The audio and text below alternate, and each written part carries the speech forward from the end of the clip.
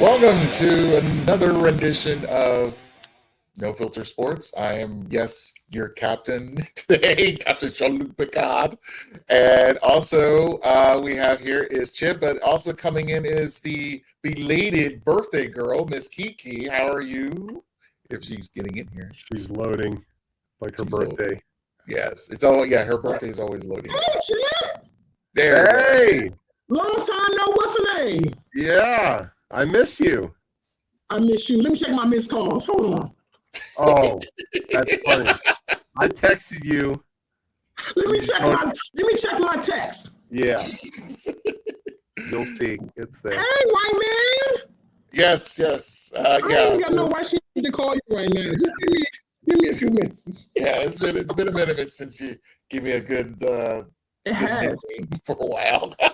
So Right. due to You should technical, miss that. You should really miss that.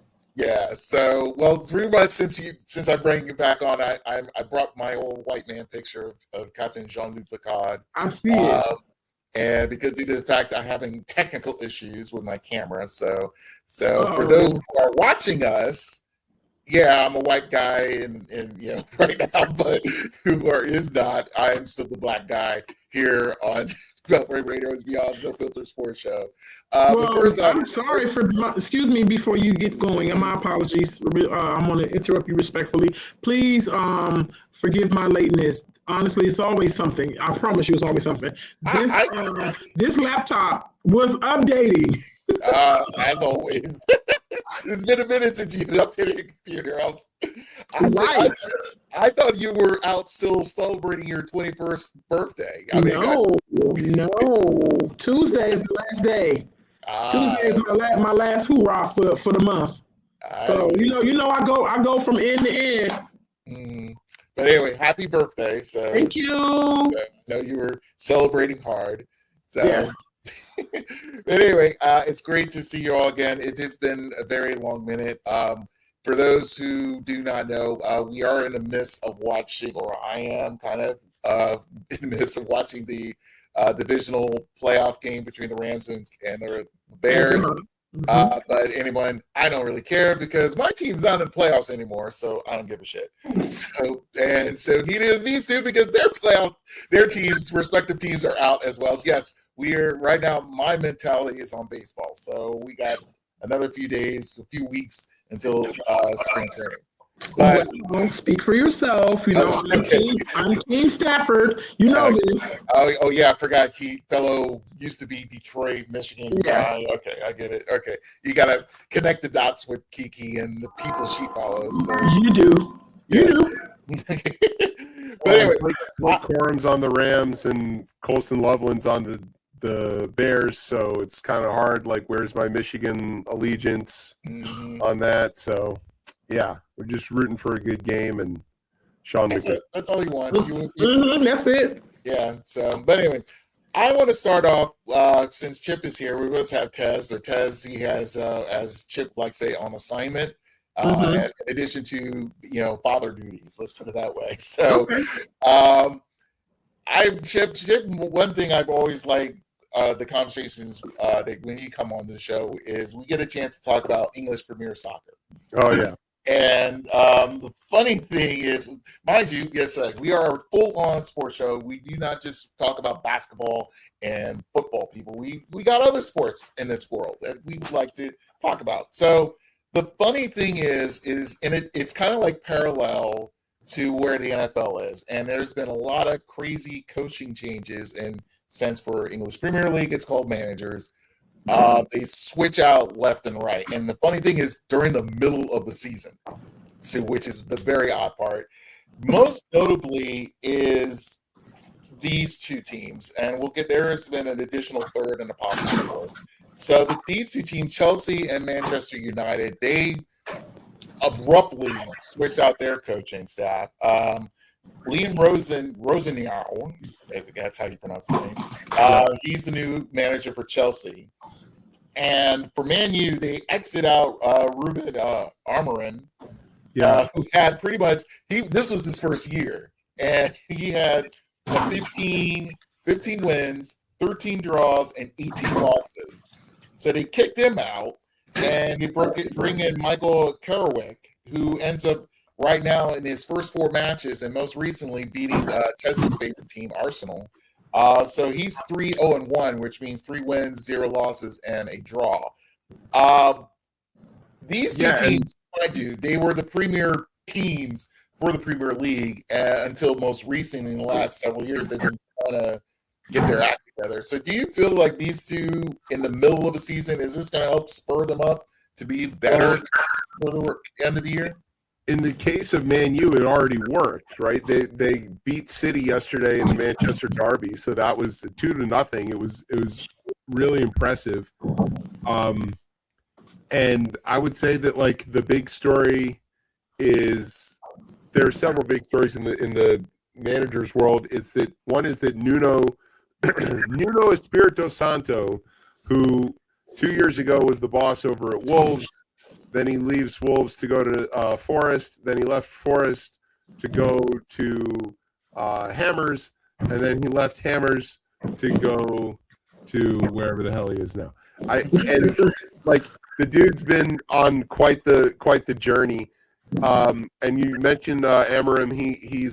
He was out, and then they got good again. So that's a question. And Ange Pochettino is still Big Ange is still out of a job. He's still looking for a job. So there's it's a lot to keep track of. I had a graphic of it that I was trying to find, but I don't know why I can't find it right now. But it's really remarkable.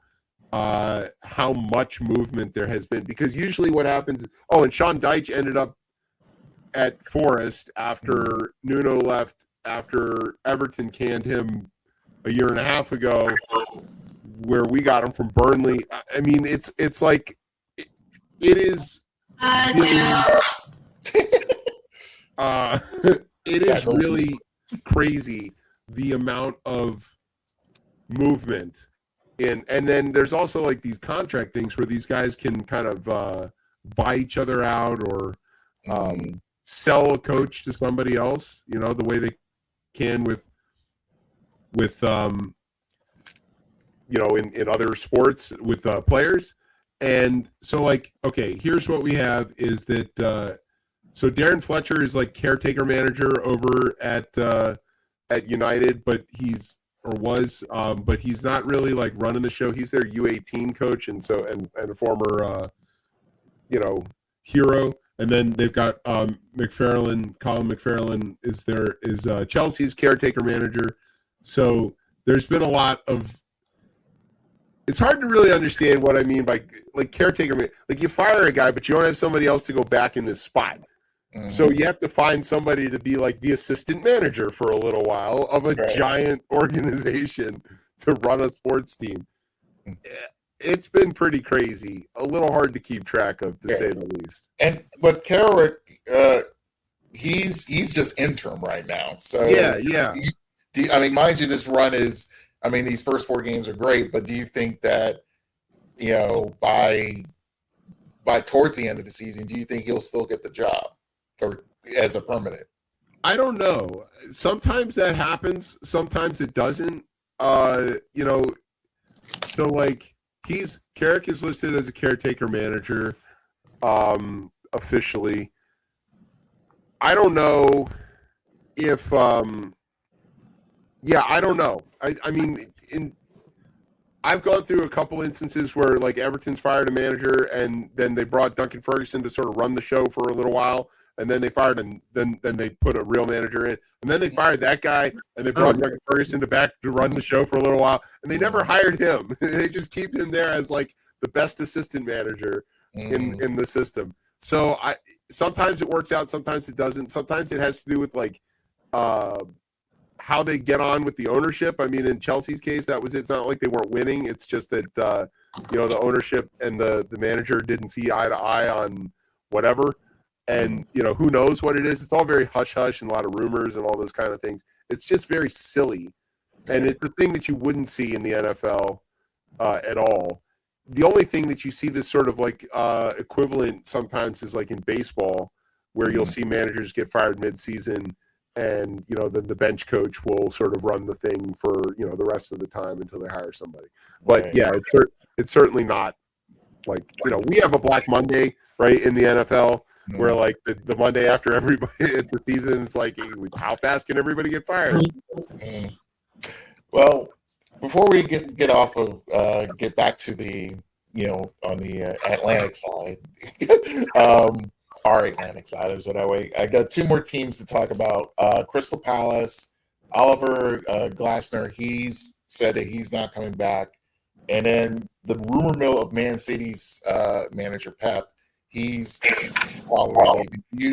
What do you feel? How do you feel like if these two guys leave? And what do you think how the dynamic of English Premier League will be going into 26-27 season? To translate the college football world onto Premier League is to say that Pep is very much on the hot seat right now.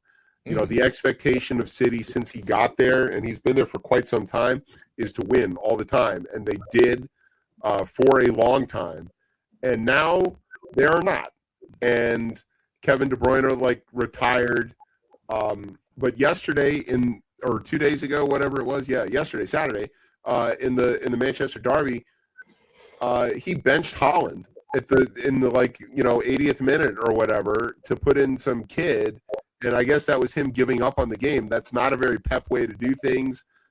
He seems to have lost a bit of his stride. I'm not going to say that De Bruyne is the whole problem, but the reason that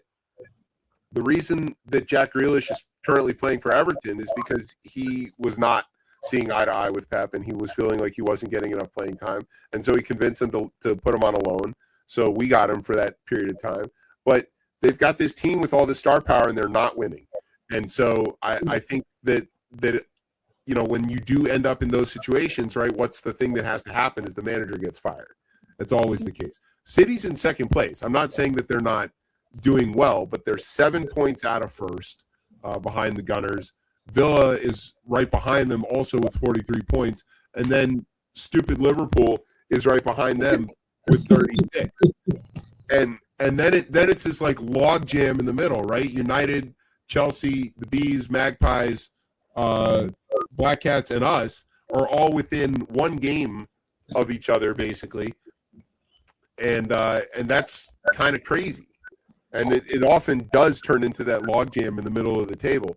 So if Pep loses another game, couple games, I think he could be in trouble. He could really be in trouble.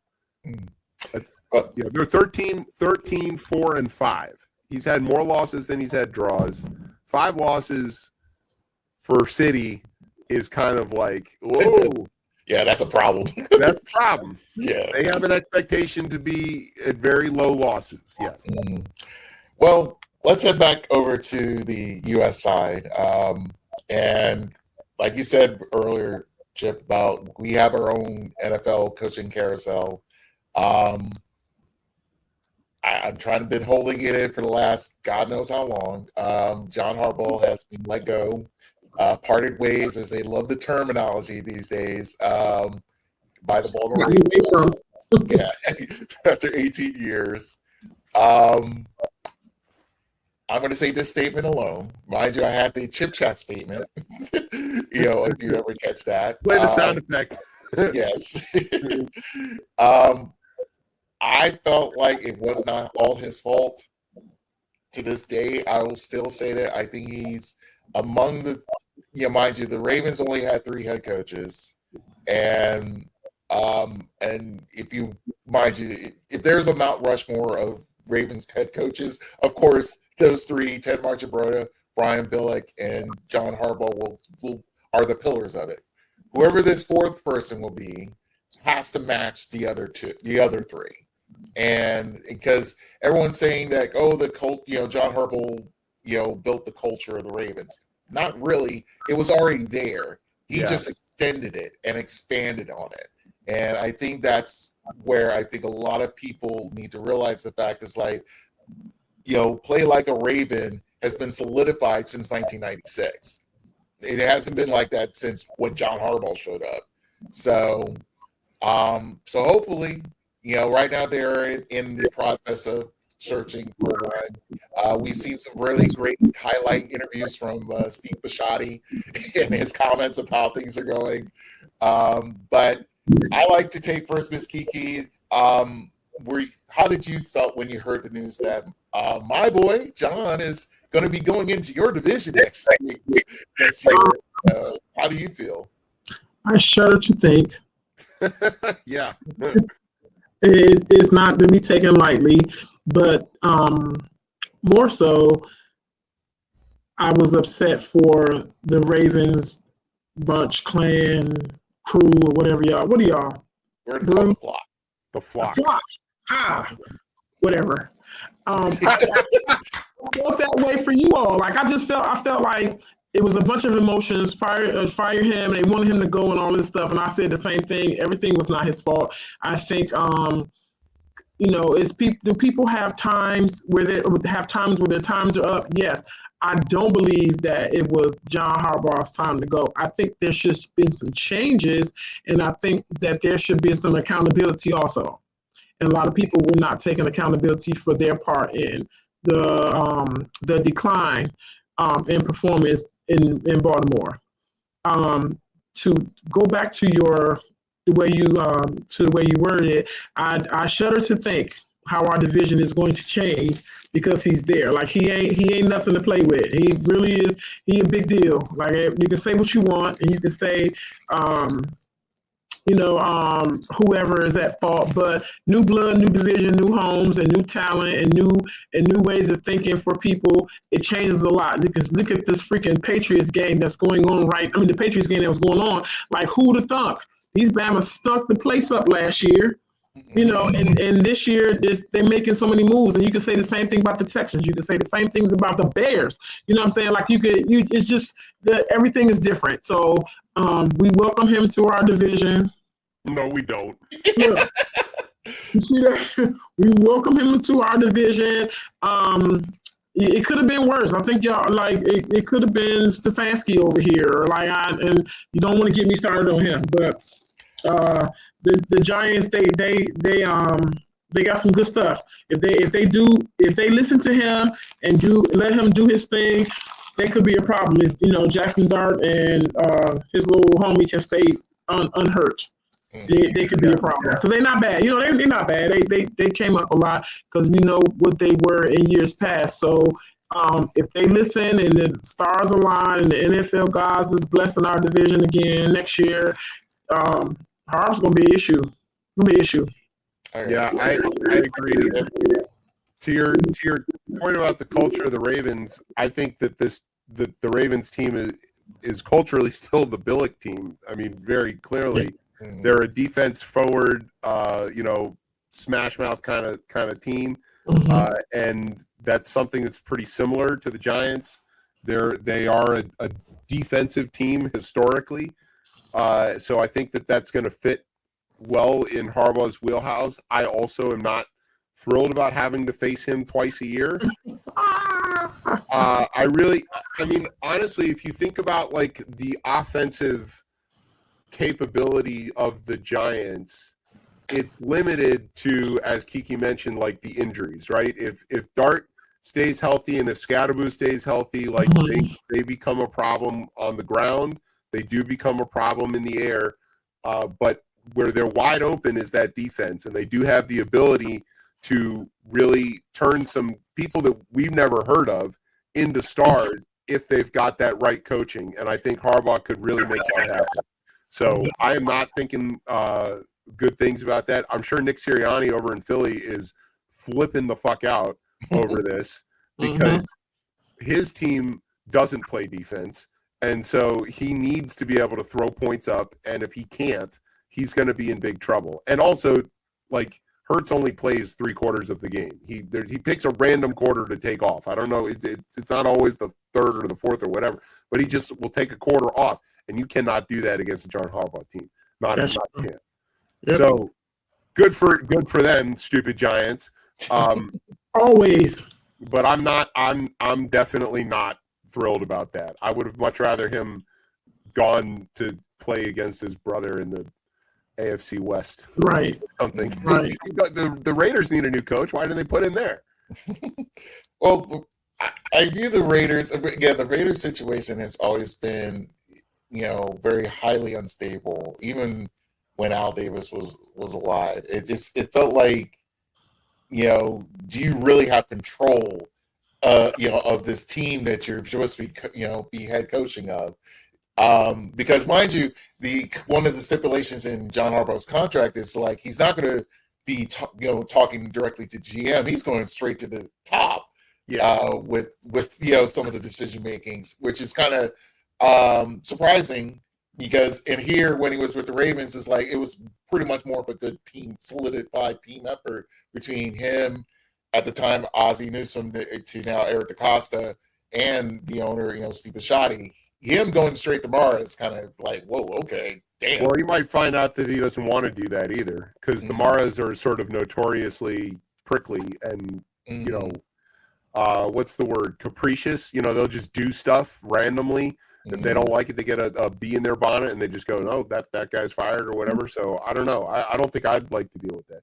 And the Raiders haven't been a stable organization since Chucky was there. Yeah. So and even that was kind of an odd moment where they were like a functional team. They are, by their definition, I don't care whether they're in Oakland, LA, or Las Vegas, they are just a random collection of insanity and chaos.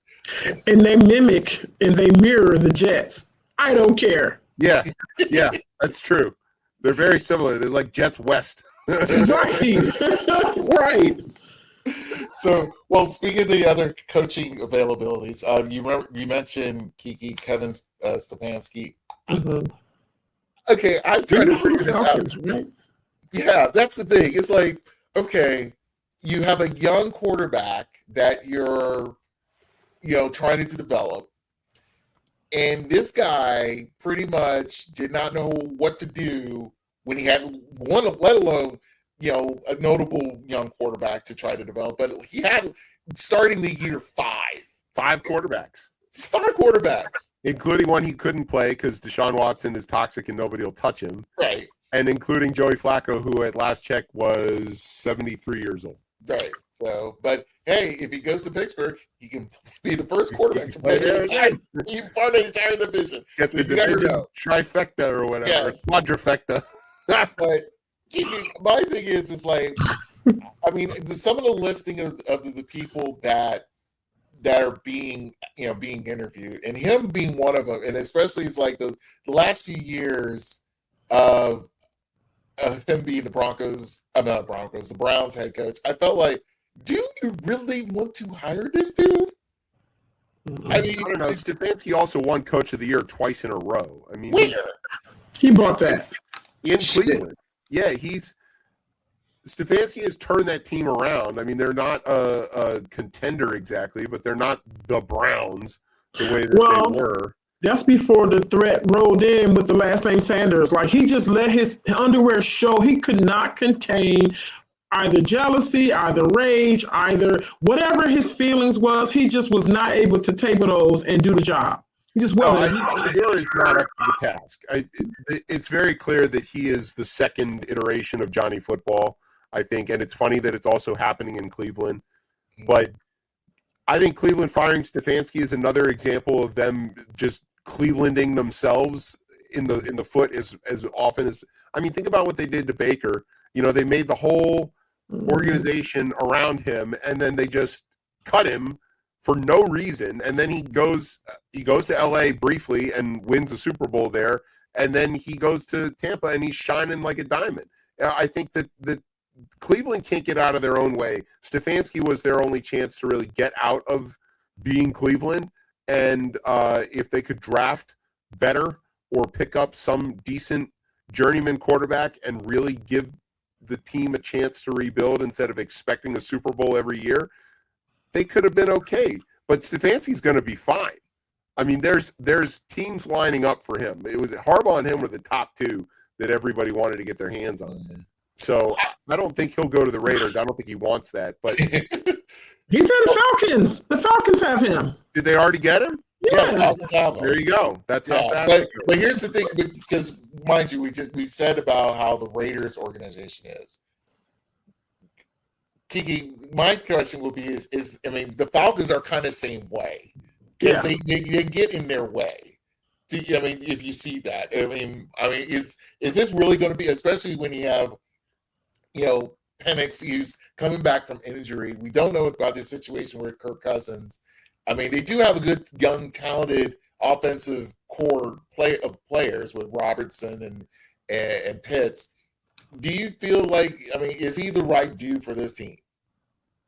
No, he just needs a job, and they need somebody. He will not be there. He will not be there. It's not long term, I believe. I feel like, sorry, it's my oven. I just think they needed someone. He was available, and the price was right, and that's that. I don't think that's his stop. I don't think that I can't see him fitting that because of the culture of him and Chip. Let's back up a little bit, right? Stefanski will be fine. However, his slip is showing, as the old people used to say. His pants are down. I can see everything. He needs to tighten up. He needs to keep business, and I feel like that stained his clothes. Not taken away from whatever his coaching thing was, not taken away from anything. You have 5 people that you had a chance to develop and make into something. You have 5 people and then you can, just like you say, you took off Watson because he had to go somewhere tomorrow. You took off Flacco because he had to go to adult daycare. You took off Shador because whatever your reason is, there's still with other people that you can develop. If you can't do nothing with 5 people, it's a problem. Like, and it's either you don't want to, because we don't even know. Maybe he wasn't happy there. Maybe this is the reason why he was so blatant with the ridiculousness. I think that's very possible. And I agree that Atlanta's probably not a great fit for him. I wasn't obviously aware that he went there yet. Yeah. That must have just happened the last day or two. But, Penix is breakable, right? That was his problem at UW when we played him in the national championship. He was still coming off of an injury there. He wasn't 100%. He keeps getting hurt. And Kirk Cousins is past his usable lifespan, so they can't rely on them. But they've got Bijan, and I think that any coach can be successful if you know that first, second down, you're just giving the ball to Bijan and let him get 7 yards of carry. You're going to be good. But I agree that it's probably not the right cultural fit. We'll see what he does in that division because Carolina really picked themselves up and got good this year. Bryce finally got his stuff together. He's undersized, but otherwise deadly accurate and, really looking almost up to his draft pick level. So, and then you got Baker still down there in Tampa. So, and obviously New Orleans is non-factor, but that division could be a good place to go to get your stuff together and get yourself up because you're really not. You have some competition, but it's not the hardest of it. It's not the NFC North. It's not the NFC West. It's not the AFC West. It's doable. It's doable there. Yeah, the NFC South is anything. Anybody can go there. To me, it's like I view it as it's like if you think of it as like a college job, it's a good place to start. It's get a good internship, and maybe you can do something here and go from there. But the other jobs, let's say, are open. Let's say Miami, Arizona, Cleveland, of course, we've just mentioned, Tennessee, and surprisingly enough, Pittsburgh. Is there a coach among these teams that are open? Is there do you feel like the new coach for this team? I make this as a 2-part question. 1, will they help this team be better, or will they make them worse? So I'll start with, let's say this: the new coach for Miami. Who will be? Is there a coach that will try to make this team better? How? Are they going to go back in time and take all those concussions off of Tua? I don't know how they're going to do that. They need a QB. There's just no way around that. Tua is cooked. And they refuse to see it. He's going to be in a wheelchair next year. Like, he's really going to be wearing a bib and catching Metro Access. If they don't, the writing's been on the wall for at least 2 years. Yeah. And that is not me being negative. That is not me wishing anything on Tua, but you are relying, like, that is your kid. Like, that's, they don't see beyond him. I don't understand, because he is not consistent. He's consistently inconsistent. Like, he'll have a good something, and then look at their record. And honestly, that coach, to me, I don't know what people say negatively about him. I thought he was a great coach. I thought that he used those players, those talents, in a way that they, like, to the best. And if you ask me, like, he used everyone the way they were supposed to be used. I don't think that he overlooked. He didn't have any favoritism. To me, he was a Miami coach to me, and he was young. He was youngish, so it just was enough. He was enough. It just didn't work. One is that he didn't seem to understand what down it was ever, and so like that was later though. That wasn't earlier. But he'd be like 3rd and long, and he'd be like, "Let's run the ball." Like, no, no, don't do that. And to the point, he didn't start out that way though. No, right? He was the child prodigy, right? Everybody's like, Mike McDaniel's a genius, and he's only like 39 or whatever he's gonna. Right. But I think that his foresight was as short as his pants, and he wasn't thinking beyond those, like, calf length capris that he would wear. I think that it's, I don't even want to say borderline. It's wildly irresponsible to keep letting Tua play. I just don't think that's right, And I know that Tua wants to play. Don't get me wrong. He's an ultimate competitor. This is what all these guys at that level are. But I think that that's just like head coach malpractice to let this guy go back out there and get banged up like he has been. I don't know. Especially when the line doesn't do what they're supposed to do for him. The line doesn't do it. They don't do anything. They just let Tua get crunched, and they don't seem to have any organizational strength. I don't know. I mean, Cliff is out there on the market, and he's not going back to Arizona. That's for sure.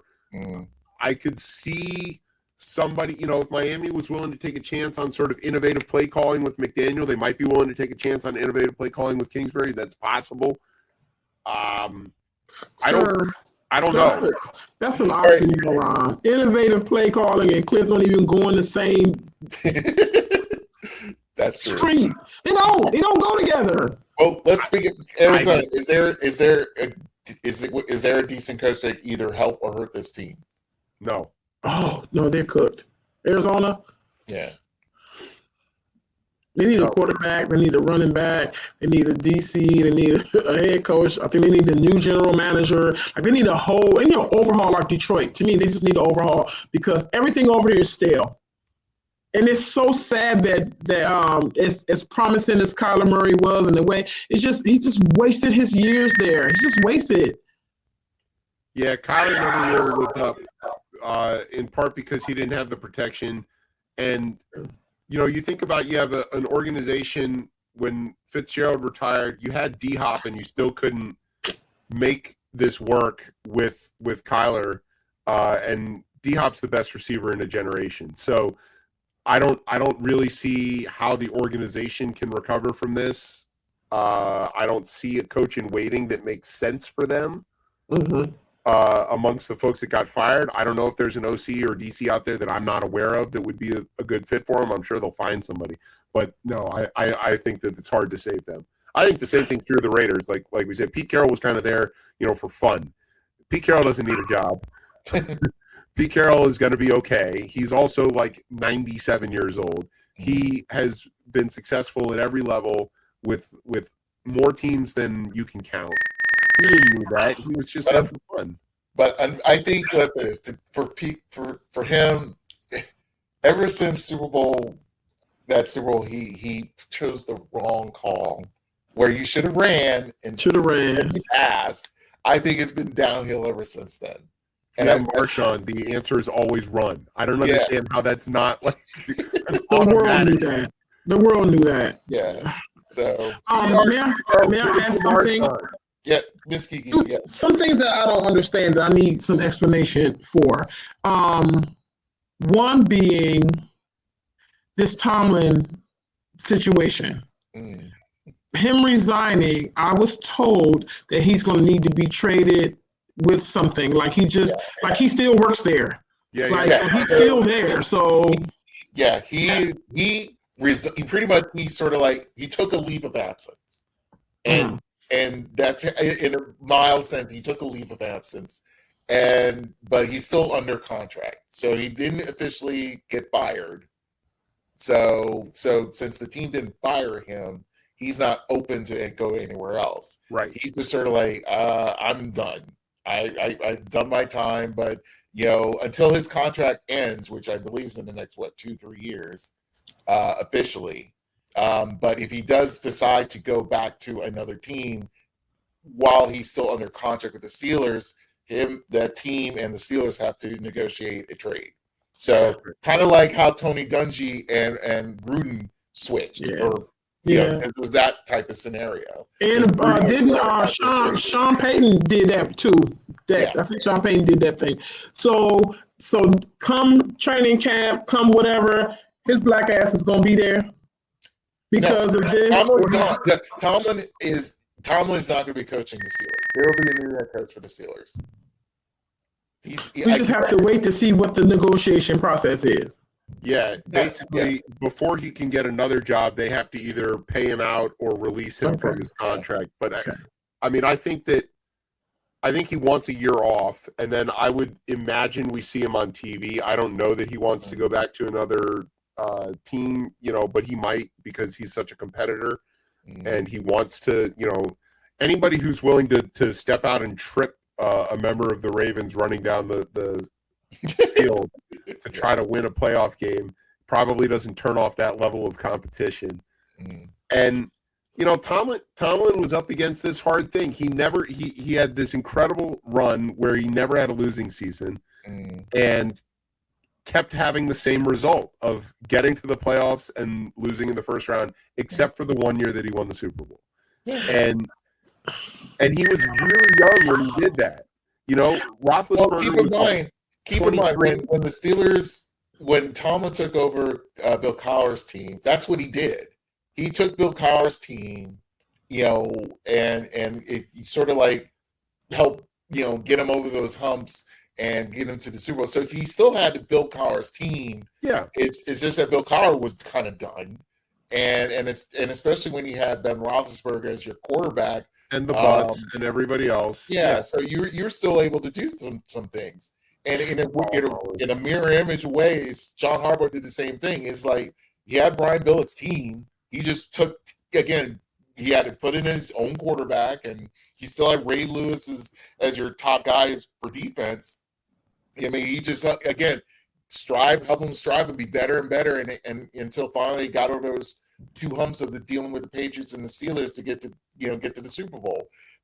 I think the thing is the fact that I think for the Steelers, and especially these last 7 years, it was like, I just felt like this team was not as dominant as it should have been, even though, because mind you, they're when Ben retired, they had a carousel of quarterbacks. They really didn't. Their running game was never, they had some decent running backs, but they never had a solid running game. And their defense was still decent, but wasn't fully solid. You have TJ Watt being your, I'm saying Watt was the only thing that was kind of holding that defense together. I mean, the days of Polamalu and Lamar Woodley and all that were over, and that Steel Curtain 2.0 was over. Yeah. Najee Harris was not at the level of Jerome Bettis by any means. So he was over here cooking. Over here. Yeah, that's why the beeping is crazy. Yeah, right. But you know what? Pittsburgh kind of had their own foot in their own tails, because you died on your sword with Pitt. You did. The story was beautiful. Trust me, the story was beautiful. But you died on your sword with this kid, and it didn't work out. Then you had Trubisky come in there, and you died on your sword with him. You did. You did all this extra stuff to pull him from Chicago, and you did. And then what? We just looked up one day, he wasn't there. And I feel like I'm going to forever be Aaron Rodgers. Forever. You're never going to ever hear me speak against Aaron Rodgers. I don't care if he's 92 and a half. I don't care. I'm not going to speak against him. But I feel like if they think that the QB is their only issue or the coach was their only issue, we have more to talk about. Yeah. And until they, you understand, I'm going to say less. Yeah, I think about what happened with Pickens, right? Like that's a great example, is that he was a basket case in Pittsburgh and he was not, just couldn't come to terms. And then he goes to Dallas, which I'm not saying this because I'm biased, but like by all means looked like a bad move, right? It looked like him and CD were not going to get along. Yeah. It looked like the ownership didn't know what they were doing. It looked like he didn't have coaching support, and the opposite turned out to be true. He and CD did come to terms, and they got along. They get along well enough, at least, to be effective, and they're not tweeting cryptically about why they're not getting the ball enough, you know. And in the meantime, Metcalf is back in Pittsburgh punching fans in the face. So that's a cultural problem where that locker room is gone. And these guys aren't playing like they mean it. They're not playing with any joy. They certainly don't want to be there. And, I don't know how you account for that. But Tomlin had to go to get over that. Now, who they can get to really do that? I mean, the Steelers have this problem that they've only ever had 3 coaches in 100 years of football. Like that is a big problem. Because it's because the Rooneys are 200 years old, and that old culture is what they live by. That if you get into those and I'm from Midwest, you know that Midwest mentality, seniority. You keep things and you grow old, and the culture is this and the culture is that, and you cannot see outside of that to understand that times have changed. And you can have your core be something, but you must incorporate newer things into that core. And I think the Rooneys they are what they are. The same old shit from 1882. You ain't getting paid there. If you're a Steeler, they're gonna have that blue collar thinking. Just I don't know. And I think the culture needs to change, because when you see the field, you see the performance on the field is subpar. You see the players don't get along. You see the players punching fans in the face, especially when they're wearing your jersey. And you see the coach. You see the coach. The coach is like, be back. And for Brad, it doesn't come back. You see that happen. That is indicative that something else is going on. Yeah, and the Rooneys are also loyal to a fault. They will never make a hard choice against somebody that they personally like, and which is it's a great thing in real life. It's not a great thing in football.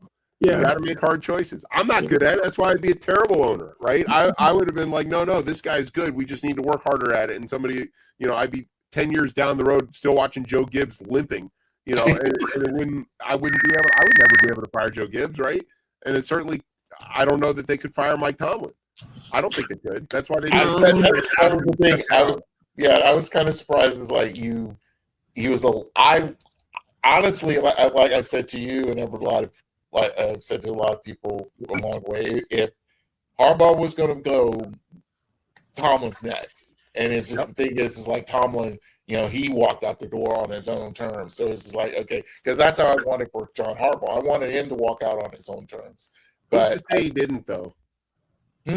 Who's to say he didn't? I mean, because he called them. So Tony Lasagna told him directly to his face he was fired? It was through a phone call. Okay. Because he was on his – because that's what he said. He was like – he was already in the office. Harbaugh was on the road going to see his daughter. And he was like, hey, is it all right we do this here? And it's like, sure. I guess even though he said, I apologize for doing this. And, but it's like they both understood. And I think they both had – this is why I like the Ravens organization, because of the fact it's like there's mutual respect. And that's which you rarely see a lot, even behind the scenes between the coaches and the owners, unless again, that owner and a coach do have some good rapport. Mind you, Kiki, everyone knows historically how Jimmy Johnson and Mr. I want to live forever as the owner's coach, coach, GM, and owner, pretty much is like how things started off tightly, but then fell apart. Because again, ego got in the way. Here, there's no egos. They understood the mission. The fact is like, hey, we want to win. We want to win and try to get to a Super Bowl game and win it and all that stuff. And I feel like, continuing with the initial question of who will make it better, who will make it worse, I feels like you got to have a coach. You got the players. You got this. The culture is established. It's the key thing is like when Harbaugh took over Brian Billick, it was like can you get these guys over the edge? And he did it within a good 6-year run, initially. I think for now, I kind of felt like it may be the same thing, but you have to do some tweaking. The defense needs to be better. Especially that defensive line, we got to reestablish that. I did like Zach Orr's defense schemes, but then again, you relied highly on Kyle Hamilton a lot. I think you got a benefit to use everybody in some form or fashion. And the key thing here is like you got to make Lamar realize the fact, like, as much as you have control of that offense, you got to. It's just like, but I want him to be back being the guy you were in your first 4 years. You got a great arm, we got it, but you got great legs too. So it's like anymore though. That's the problem. I also. Your problem this year was injuries more than anything else. And that's the key thing a lot of people forget is injuries. Yeah. Same with us. I mean, we were injured in really high numbers, the highest of ever. Yeah. Well, part of that is because our team is geriatric. So we just have to hope that some of that gets better by getting some younger people who are, I don't know, under 30. Let's go with under 30. It's just, but yeah, I don't think that the core of your team, with Likely and Andrews and being a tight end team the way you are, with King Henry, and Lamar, there's no reason you shouldn't win. Yeah. So it's just going to be a question of if everybody's healthy. And also, you had for years this kicker that was so automatic and so good from so far away because he was a fucking creep. And, so maybe that's the secret sauce. You have to find a creepier kicker and somehow be willing to tolerate it. No, you just have to bring him back. Like, screw it. What he does Loop. I have no problem with Loop. I mean, and it's excuse you? Huh? Did you not watch the? Okay. I watched it. I watched it. I muted it because I got sick and tired of it. Because again, they were throwing in that that potential stupid. It's like, oh, they replaced Tucker with Loop, and he's gonna just like shut up. So I had to mute it, and I just watched it in silence. And when he missed, I just like. But here's the thing. This is why I like John Harbaugh a lot, and not a lot of people probably, except for maybe Raven fans like myself. When they went to the locker room. John Harbaugh consoled him.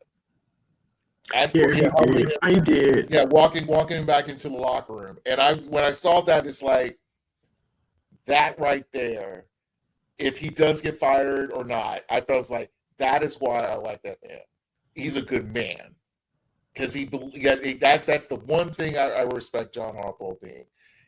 It's like because normally a lot of coaches is just like let the kicker walk by himself and all that stuff and just wallow in his tears and stuff like that. But seeing John Harbaugh go to him, I felt like it's like, damn.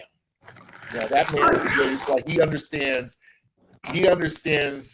what had transpired, and hopefully it's like the guy said, he's like, hey, it's something to learn from. And it comes a lot of kickers throughout the years miss field goals.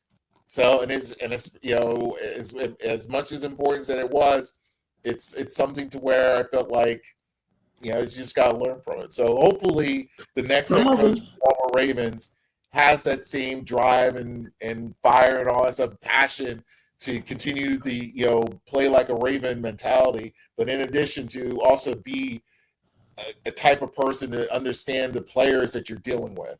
So, well, here's a silver lining for Loop, because some kickers can miss 5 field goals and the game still can be won. So, just saying. Yeah. Right. All right. Couple That of happens. is there any coach who wants to coach the Tennessee Titans? No. Even with Cam Ward, this amazing player that everybody feels like it'll be the next second coming of God knows who. Let's see. No. I mean, just wait until next year. No. Yeah. No. It's all gonna. Fine, For some reason, the Jags and the Titans are just two fly-by-nights. Like they don't have a very long run.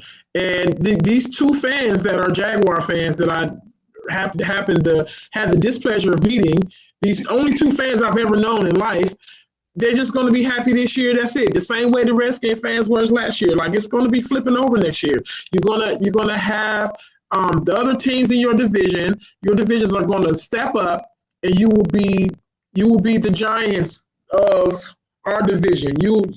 And I'm not hating on them. I don't believe in them. I just don't. Like, they have these bursts of successes, and it's not even long lasting. You can't even remember most of their quarterbacks because when they have their good run, that's it, and it goes so long without their successes. You can't remember their teammates.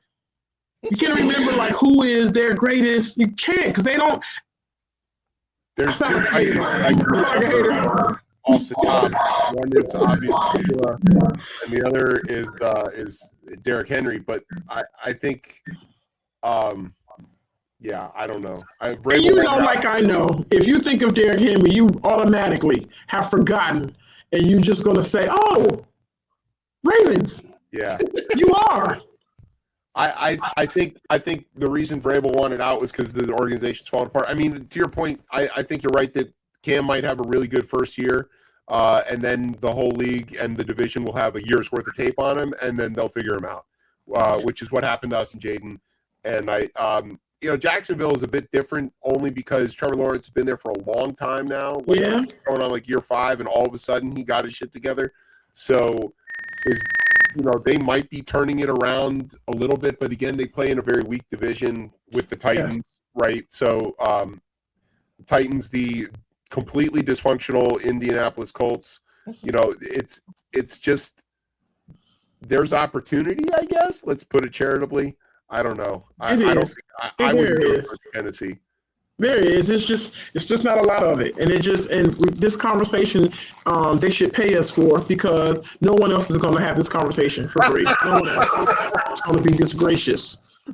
No one else. There is. Okay. Well, let's talk about the playoffs. Since, like I said, we're taping this during the divisional round between the Rams and the Bears. But we have one set ready for the conference championship Sunday. I don't know what NFL executive decided to go back, into a TARDIS or the DeLorean, whatever time machine you found, to go back 10 years to give us Broncos Patriots. I don't know why. I thought we turned the table. I did not want the Chiefs anymore, which was happy. But damn it, I did not want to go back to this. Well, it's not going to be the real Broncos because Bo Nix is broken. So the Pats have a cakewalk here. Yeah, and we do know why the Patriots are there. We do know why they're there. Yeah. Robert Kraft wrote a big check. He pulled a player from every NFL team to come up with this. It is very script. It's in the script. I don't care. I'm not one of those. I'm not that guy who thinks that every time something goes wrong or goes right that the NFL is rigged. This is definitely the biggest example of why it's rigged. I'm so serious. Robert Kraft, this Patriots game, I'm looking at it all day long. I'm looking at the calls that they didn't make, the calls that they honestly didn't see, and the things that are going on, and they want them to win. Robert Kraft wrote a big check for this. They want them to win. And for real, I hate the fact that we have so much sports betting. I hate that this shit is in our area. I hate that shit is mainstream. I hate that it's at your fingertips. I hate all of that because it all has something to do with everything. Like you know full well, and any history of anything, the Broncos, the Bears, fucking Seahawks, they shouldn't be fucking here. You know this. You know that. They shouldn't be. Even if they work this hard, all those times that you look up and you see Redskins who had that wonderful, and knock off the fact that they have injuries, because I'm very sorry about that. But there's no way we should be here from that. There's no way. And did y'all know Dez caught that ball? Just saying. There's no way you can have these things, and there's no way the 49ers snuck in here. They snuck in here. They stole some games. There's no way fucking Falcons. Can you tell I feel a way about this? Let it all out. I agree with the sports betting thing, though. That's a huge problem because it does make it very hard for people to take it seriously. And if you look at the Bo Nix injury in particular, this is a singular event, right? That he could say he's in, like it's so easy to see where there's a chance that Vegas or DraftKings or whatever put their thumb on the scale for the outcomes, going forward. Because it's not a game where you can take one player out and really cause a big impact unless it's the quarterback.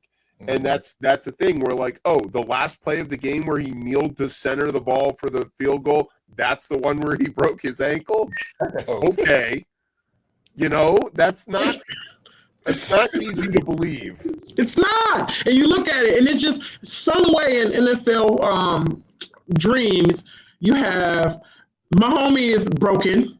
You have Bo Nix is broken. You have Michael Parsons is broken. You have Jaden and all 19 of his first starting lineup. The whole Redskins is broken.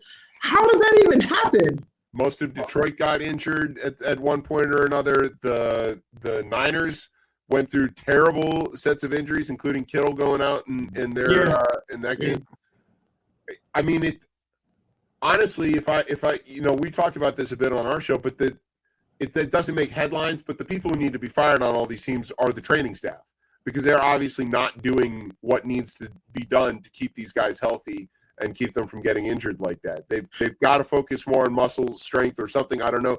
The other thing to think about is the speed and strength of the game may be at its absolute limit. And we may be at a point where what these guys are doing to their bodies exceeds what the human body can withstand at all.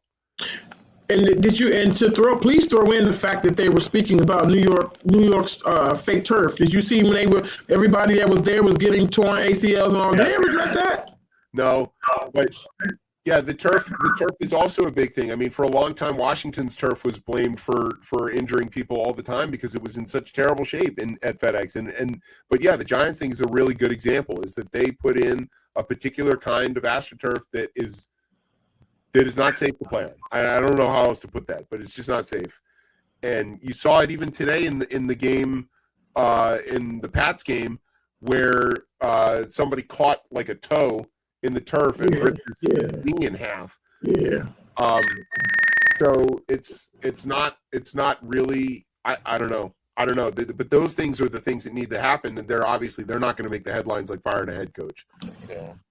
Well, before we go, with the remaining teams left, depending on the situation between the Rams and Bears, who do you want to see in the Super Bowl that's remaining? Miss Kiki, ladies first. Who do I want to see? I would like to see Rams, of course. That's who I would like to see. That's all I'm gonna say there. Who I think I'm gonna see is probably Rams and Patriots. Patriots. And I'm only saying that because the Broncos are beat up. They don't even have they don't have a quarterback right now. Sean Payton said his backup is great. He's amazing. He'll do great wonders. Of course, this is not demanding days. This is not that. This is not that where who was that? Was that Bridgewater? No, that wasn't Bridgewater. That came in, looked like you never even missed. Manning when he was gone. What's his backup? What was his name? Oh, well, Tebow did it for a little bit. Well, come on, that was him and Jesus. Knock it off. Yeah, I think that's gonna be. I don't fuck Sean Payton for real. I just don't. I don't bang with him because I don't like how he did Russell Wilson. I don't like how he did that. I don't like how that whole thing went down. So him as a person, I don't know him. Trust me, I don't know him. But I feel like I don't want him to. He needs more time. He gotta.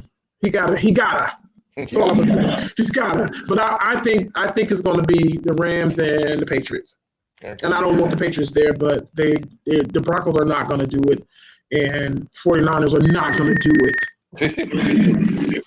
Chip, we see. Yeah, I think that the contenders. I agree with Kiki. I think if LA beats Chicago, then they can beat Seattle, and that's done. And I think the Pats have a cakewalk against Denver. So I would love to see Stafford win another Super Bowl, get his MVP, and retire gracefully, so that we don't have to go through some question about how great he is and all of this stuff. And don't go on the decline. Do the Peyton thing, not the Brady thing, and go out on the win and take that. And I would love to see that. I mean, he's got a 17 career or something like that. Yeah, time is ticking. Yeah. He got 3 more days. I'm dinging. That's my bell. I don't have it. But he's got 3 more days before he's 40. So I just want him to. Yeah, and I don't think I had very fond things to say about Stafford for several years, especially while he was in Detroit, because it just seemed like he couldn't get over the hump. But I have since learned that probably wasn't. I mean, he was part of the problem. There's no question about that. And that locker room didn't respect him. But now that he's in LA and he's got a team that does vibe with him appropriately, he's clearly shining as the Hall of Famer that he is. Yeah. So I want to see him go out, and I don't want to see the Patriots win. Fuck that. There is nothing worse. Okay, in maybe all of the sports world than happy Boston fans. That is the worst thing on the planet. Is when any Boston team wins. These people who are already insufferable, when they win, they will not shut up for anything. And I already don't like them, but that makes it even worse. No, so we cannot have loud, happy Boston fans. We had 7 years of no nonsense. We had 7 years of. Yeah, that run where the Pats were winning, the Celtics were winning, the Bruins were winning. And that was impossible. I could hear them from here. They were yelling down the Amtrak tracks to Washington. Oh yeah, it was so good. Look at Tommy, he's so great.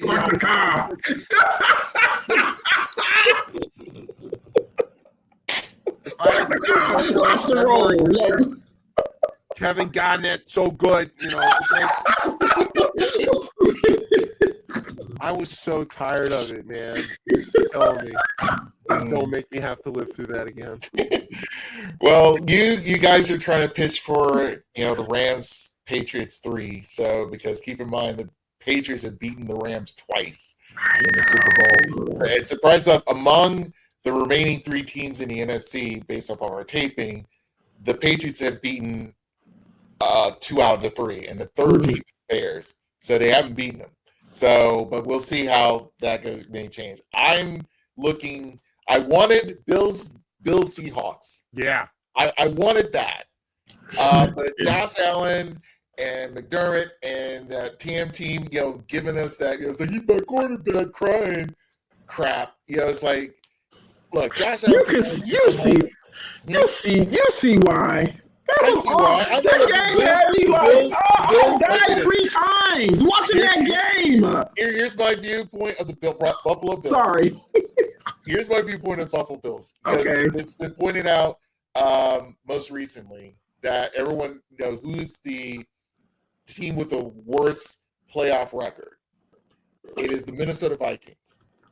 And when we were all younger, I always viewed how, before the 90s, I always viewed between the 70s and the 80s NFL, I felt like there was sort of parallel images because you had like the Steelers winning their 4 Super Bowls, and then you had the Niners winning their, multiple Super Bowls at the time.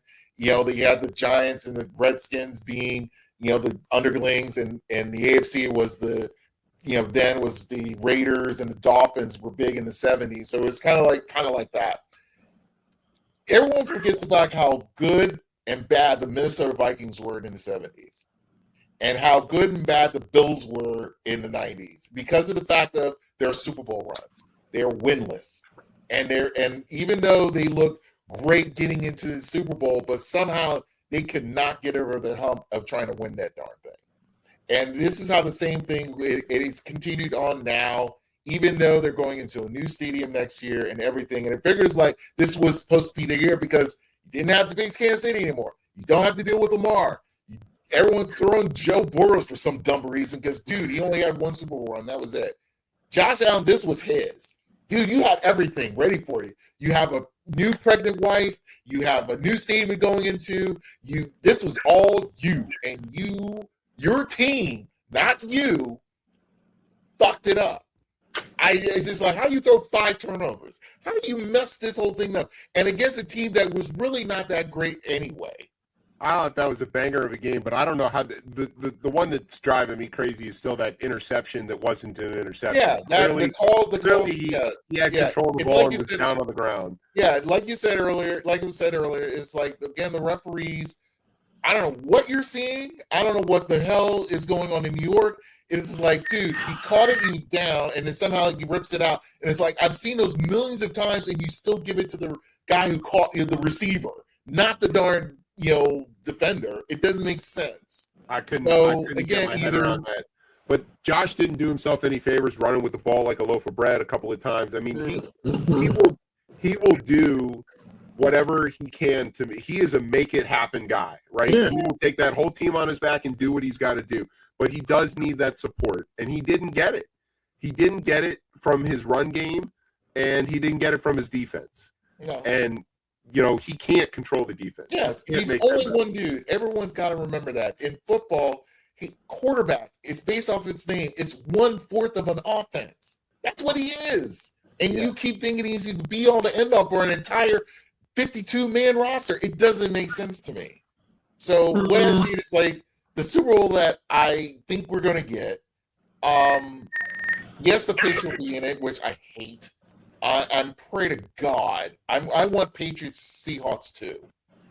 That's what I want, because I want the Seahawks to redeem themselves. At least a former Raven, McDonald, will get in there and wreak havoc on that. Honestly, because they have a running game, they have a decent pass game. Even though Darnold has his oblique injury, whatever. I want them to cause some shit and make those Patriots eat dirt for once and for all. If Darnold wins the Super Bowl, it will cause the world to turn inside out, and every Jets fan will jump off a building. Hey, what makes work? Again, it's just the gift that keeps on giving. So that's how it will be. He deserves it. Out of no one else, he deserves it. He does. That's true. All right, let's end on a happy note. As always, lately we always end with some fun trivia or what have you. So I have here, this is going to be interesting. So with all our teams here, we have here is the NFL's most frustrating defeats. So this is the worst losses by NFL teams, thanks to Skull Bros. I found this on their IG site. So based off of you guys, respective teams that you support, Miss Kiki, what was Dallas Cowboys' worst loss? Their most frustrating defeat. For me? Or for the Dallas Cowboys, if you know. I guess pretty much if you could guess the team that was, and I'll give you the score later.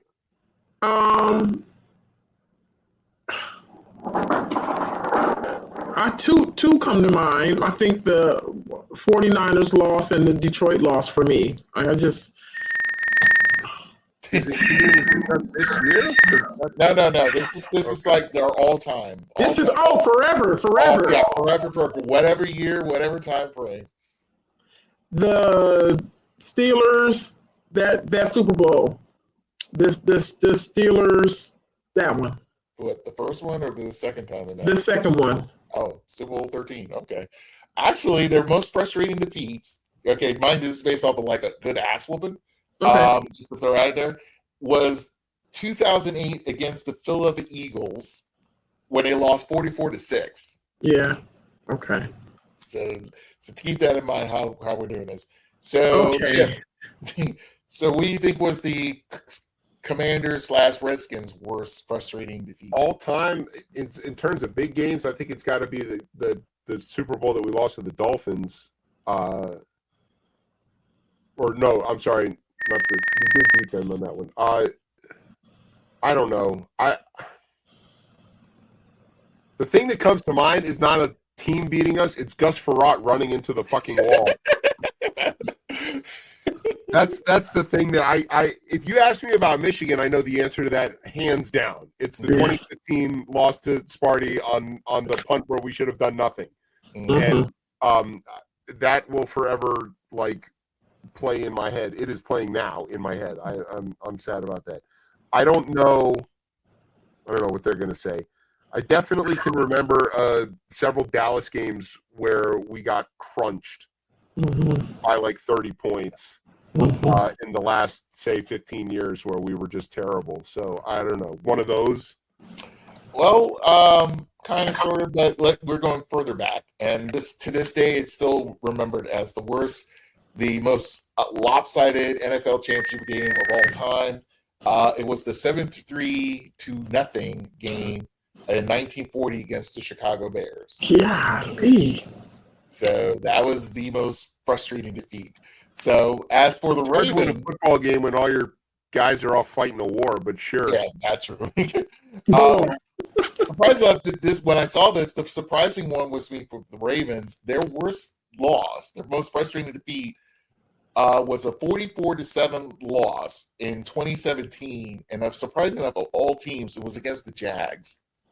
I completely What was year? like, yeah, 17. What year? yeah, it was 2017. 2017. That's when it was it was like it was the Wow. most odd year.